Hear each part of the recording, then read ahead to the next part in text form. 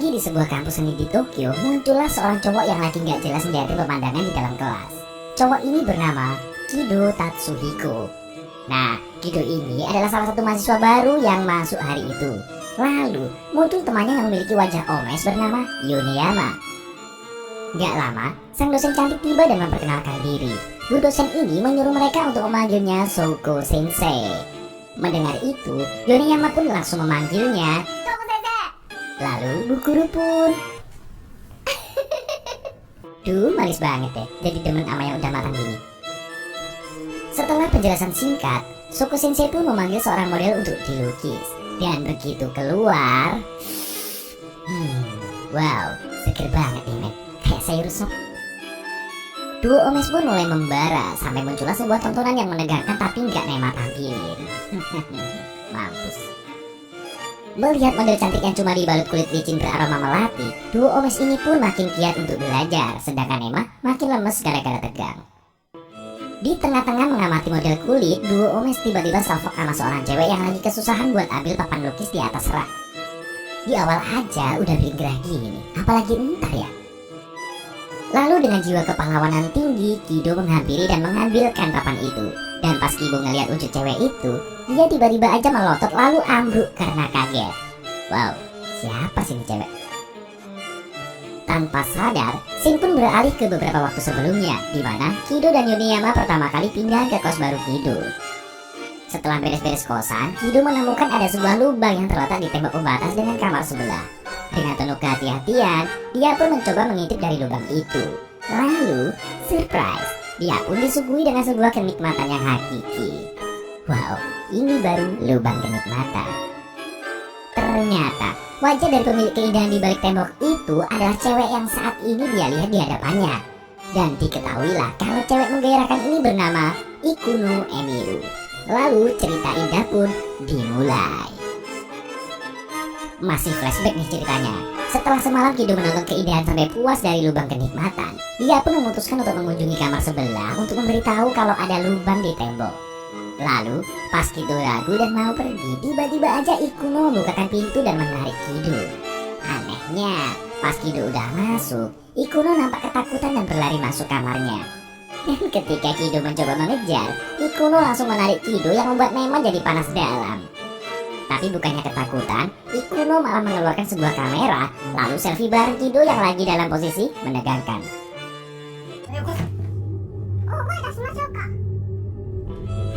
Ternyata Ikuno selama ini udah tahu kalau ada lubang di tembok. Bahkan Ikuno udah ngintip kamar Kido lebih dulu jauh sebelumnya. Cewek aduai ini ternyata biat unik, di mana dia senang banget ngintipin kegiatan orang. Sialah, kenapa di sini nggak ada tetangga kayak gitu sih? Kampret. Lalu, Ikuno pun mengajukan sebuah aturan kalau Senin, Rabu, Jumat Kido yang mengintip ke kamarnya, sedangkan Selasa, Kamis, Sabtu dia yang mengintip kamar Kido. Karena hanya tersisa hari Minggu, dia memutuskan untuk libur. Nah, bukannya senang, Kido malah menolak aturan itu lalu pergi.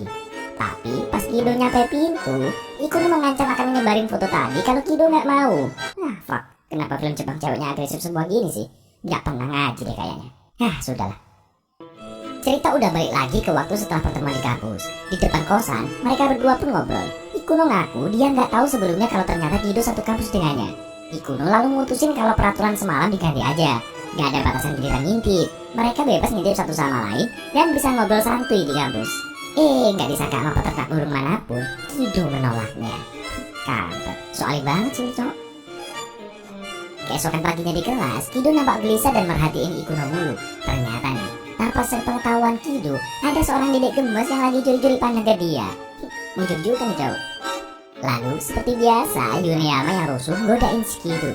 Dia ngeliatin semua cewek lalu nanya ke Kido, kalau misalnya Kido pingin ngajak kencan cewek, siapa kira-kira yang dia pilih? Yoneyama menunjuk Ikuno, tapi Kido kayak nggak tertarik. Lah, pas Yoneyama menunjuk si dedek gemes tadi, Kido kelihatan udah mupeng dan gak diduga si dedek gemes itu malah kegirangan ngeliat Kido yang lagi merhatiin dia. Lah, bau-bau kimochi nih. Gak lama kemudian, Kido yang lagi sendirian di kantin disamperin sama best friendnya. Yoneyama ngajak Kido nongkrong bareng sama cewek-cewek. Awalnya sih Kido ugal-ugalan gitu, tapi pas tahu kalau si dedek gemes juga ikut sama temannya juga, Kido jadi pikir-pikir lagi tuh. Nah, cewek-cewek ini akhirnya nyamperin Kido dan si cewek kuncir ngenalin diri tuh. Nama dedek manis ini adalah Terakado Makiko. Gak mau kalah, si dedek gemes pun ngenalin diri juga. Namanya Kotobiki Eri, tapi biasa dipanggil Yuri. Nah, karena Kido pas diajak jalan kelamaan mikir, Yuri pun ngeluarin jurus andalan semua cewek. Ya, dirayu kayak gitu, ya mana bisa nolak. Ludes-ludes dah kali ini. Karena si Kido akhirnya mau, Yuri pun jadi senang sekali. Tunggu, itu si kakak fokus nonton apaan? Wah. Ngelihat ada yang kumpul-kumpul, datanglah Hori Makoto untuk ikut jalan bareng.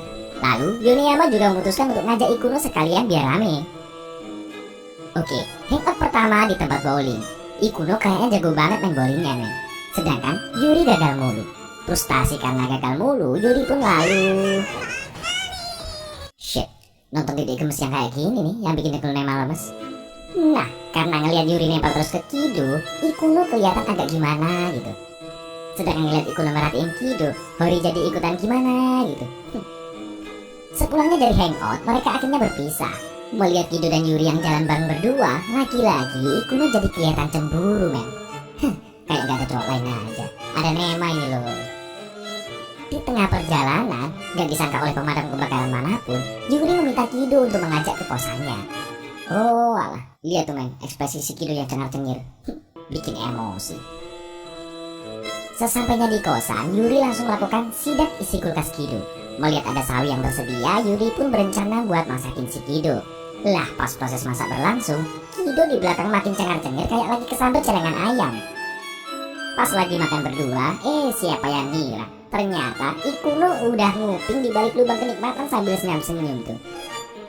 Lalu mereka berdua pun gambar bareng.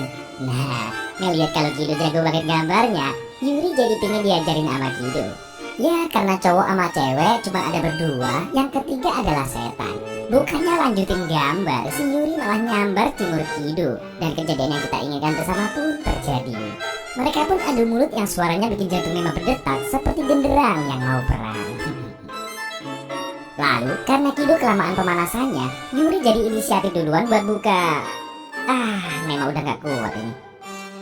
Tapi gak diduga oleh penjual daging manapun, pas Kido lagi dibantuin untuk nyopot baju, Kido gak jadi ngelepas kostum gara-gara kayaknya kalau cewek sebelah pasti lagi ngintip. Dan bener aja, ternyata Ikuno udah cengar-cengir nonton pemandangan seru kamar sebelah. Nonton live nih ceritanya.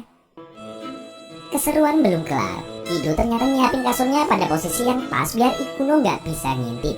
Tapi gak taunya Ikuno malah ngeluarin senjata rahasia yang bikin Kido jadi gagal fokus.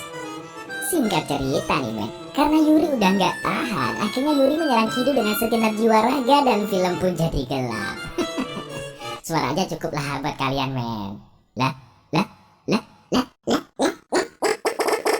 Melihat adegan ciamik dari lubang kenikmatan, tanpa sadar tangan Ikuno pun perlahan menuju ke dompet berbulunya dan tangan Nema menuju singkong berurat.